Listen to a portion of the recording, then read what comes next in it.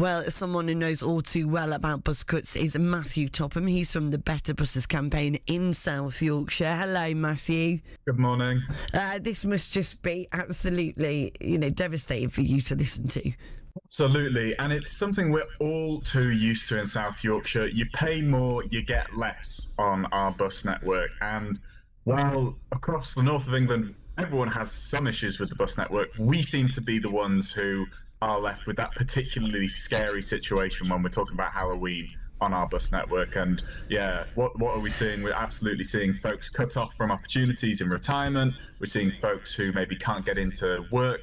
And those cuts we're particularly seeing come in this last weekend, reductions to frequencies in the evenings and on Sundays. Who's that going to be hitting? Well, it's going to be hitting our local businesses, because who wants to risk your bus getting cancelled and a 4-hour wait for the next one to get home? So you're just not going to go out of an evening.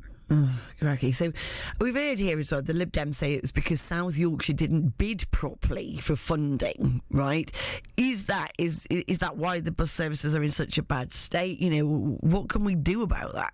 Well, there's a grain of truth in what they've said, because, of course, a little bit more funding would be helping us. And the government did say when there was this bid, it wasn't ambitious enough. So that maybe is a bit of an issue. But I think what all of the kind of vox pops there, the little stories from the politicians, fail to address is this fact that for 37 years, the anniversary was last Thursday, 37 years, we've handed control of our bus network in South Yorkshire completely over to a Wild West free market run in the interests of private company shareholders. And fundamentally, that distorts how the bus network operates. It doesn't work in the interests of local people anymore. It works to try and maximize the profits and the dividends that they want to send out to these kind of fat cats who own the companies.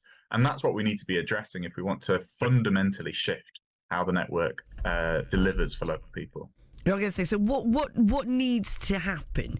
Can we change any of this? Are we going to keep trying to campaign to make things better, or are you fighting a losing battle?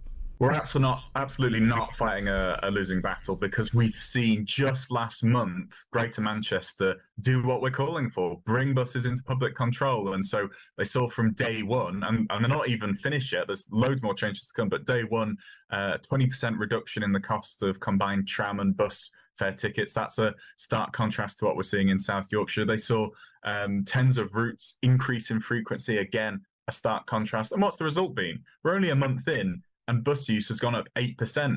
There will be politicians in South Yorkshire green-eyed on Halloween with envy at that increase in bus ridership. We know it's possible. We know we can deliver the bus network that South Yorkshire deserves. We just need to make sure that our leaders in South Yorkshire push the case for public control forward, but also that we get government on board to help us deliver, because we need both of those organisations working in partnership to make this happen for our region.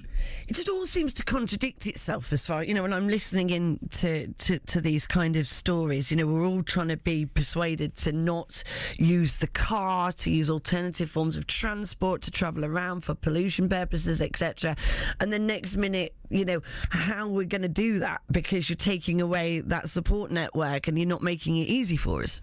Absolutely. It's this absurd situation. And one of the other great contradictions is that it actually sometimes works out in the private company's interests to, in the long run, see a decline in passenger ridership. And that doesn't seem like it can make sense. But what actually has happened year on year over the last 4 decades is that for a company like First or Stagecoach, they can boost their short-term profits by cutting some routes, which are maybe not as profitable as they could be, and hiking the fares on the ones that remain. Now, that means that they get more money out of the people currently riding the bus. But every time they do that, a few more people go, you know what, I'm going to pack it in, I'm going to get in the car and travel that way. So, of course, that's making the climate crisis worse, but it's also, in the long run, meaning that there are fewer people riding the bus and more cuts and more fare rises have to come in down the line. The whole system is broken, and we need to shift the basis that it's operating on. So again, it's working for people and planet, not just for profit. Absolutely. That's a very good phrase, that, people and planet and not just for profit. Do you mind telling us some of the stories that you've heard from passengers, Matthew? Yeah, absolutely. So one of the ones that speaks to me most, and perhaps it's because for my sins I'm a blade, is someone who works in a business down by Bramall Lane.